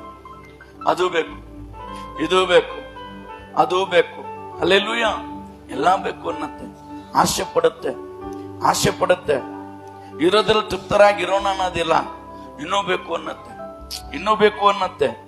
ಅದರಿಂದ ಈ ಲೋಕದಲ್ಲಿರುವ ಶರೀರದ ಆಸೆ, ಕಣ್ಣಿನ ಆಸೆ, ಕಣ್ಣು ಆಸೆ ಪಡುತ್ತೆ. ನೋಡಿದ್ದಲ್ಲ ಬೇಕು ಅನ್ನತ್ತೆ. ಅದಕ್ಕೆ ಸೌಲನು ಅಂದ್ರೆ ಸೊಲೊಮೋನನ್ ಹೇಳ್ತಾರೆ, ನನ್ನ ಕಣ್ಣು ನೋಡಿದ್ದಲ್ಲ ನಾನು ಅದನ್ನು ತೃಪ್ತಿಪಡಿಸ್ತೇ, ಅದನ್ನು ನೆರವೇರಿಸ್ತೇ ಎಂಬುದಾಗಿ. ನನ್ನ ಹೃದಯ ಆಸೆ ಪಟ್ಟದ್ದಲ್ಲ ನೆರವೇರಿಸ್ತೇ ಎಂಬುದಾಗಿ ಆತನು ತಿಳಿಸುವಂತೆ ದೇವರ ವಾಕ್ಯದಲ್ಲಿ. ಹಲ್ಲೆಲೂಯ. ಕೊನೆಗೆ ಹೇಳ್ತಾರೆ, ವ್ಯರ್ಥವೋ ವ್ಯರ್ಥ, ಸಮಸ್ತವೂ ವ್ಯರ್ಥ. ಮನುಷ್ಯನ ಭೂಮಿಯಲ್ಲಿ ಪಡುವಂತ ಪ್ರಯಾಸವೆಲ್ಲ ವ್ಯರ್ಥ. ಇದ್ದದ್ದೇ ಇರುವುದು, ನಡೆದದ್ದೇ ನಡೆಯುವುದು. ಹಲ್ಲೆಲೂಯ. ಕೊನೆ ಬೇಜಾರಾಗ್ಬಿಡ್ತಾನೆ. ತನ್ನ ಶರೀರ ಆಸೆ ಪಟ್ಟದ್ದೆಲ್ಲ ನೆರವೇರಿಸ್ತಾನೆ, ತನ್ನ ಕಣ್ಣು ನೋಡಿದ್ದೆಲ್ಲ ನೆರವೇರಿಸ್ಬಿಡ್ತಾನೆ. ಕೊನೆಗೆ ನಡುಬಿದಿಯಲ್ಲಿ ನಿಲ್ತಾನೆ. ಕೈ ಬಿಡಲ್ಪಟ್ಟು, ದೇವರಿಂದ ಕೈ ಬಿಡಲ್ಪಟ್ಟು ಸ್ಕ್ರಾಪ್ ಆಗಿ ಹೋಗ್ತಾನೆ. ಆವಾಗ ಹೇಳ್ತಾನೆ, ವ್ಯರ್ಥ, ಸಮಸ್ತವೂ. ಅದೇ ರೀತಿ ಈ ಶರೀರದ ಆಸೆ, ಕಣ್ಣಿನ ಆಸೆ, ಬದುಕು ಬಾಳಿನ ಡಂಬ, ಇದು ವ್ಯರ್ಥ ಎಂಬುದಾಗಿ ದೇವರ ವಾಕ್ಯದಲ್ಲಿ ನೋಡ್ತೇವೆ. ಅದರಿಂದ ಇವು ಮೊದಲಾದವುಗಳೆಲ್ಲವೂ ತಂದೆಯಿಂದ ಹುಟ್ಟದೆ ಲೋಕದಿಂದ ಹುಟ್ಟಿದವುಗಳಾಗಿದೆ. ಯಾರಿಂದ ಹುಟ್ಟಿದಂತೆ? ಲೋಕದಿಂದ ಹುಟ್ಟಿದವುಗಳೆಂಬುದಾಗಿ ದೇವರ ವಾಕ್ಯದಲ್ಲಿ ನೋಡ್ತೇವೆ. ಹಲ್ಲೆಲೂಯ. ಇವೆಲ್ಲ ಲೋಕದಿಂದ ಸೃಷ್ಟಿಯಾಗಿದ್ದು. ಈ ಲೋಕ ಮಾಯೆ ಎಂಬುದಾಗಿ ರಾಗ ಇದೆಲ್ಲ ಗೊತ್ತರ. ಈ ಲೋಕ ಮಾಯೆಯು ನಿನ್ನ ಯೇಸು ಕರೆಯುತ್ತಾನೆ. ಈ ಲೋಕ ಮಾಯೆಯು ನಿನ್ನ ಯೇಸು ಕರೆಯುತ್ತಾನೆ. ನೀನಿರುವ ಭೂಮಿಯು ಅದು ಬಾಡಿಗೆ ಮನೆಯಂತೆ. ನೀನಿರುವ ಭೂಮಿಯು ಇದು ಬಾಡಿಗೆ ಮನೆಯಂತೆ. ಈ ಲೋಕ ಮಾಯೆಯು ಯೇಸು ಕರೆಯುತ್ತಾನೆ. ಈ ಲೋಕ ಮಾಯೆಯು ಯೇಸು ಕರೆಯುತ್ತಾನೆ. ನೀನಿರುವ ಭೂಮಿಯು ಅದು ಬಾಡಿಗೆ ಮನೆಯಂತೆ.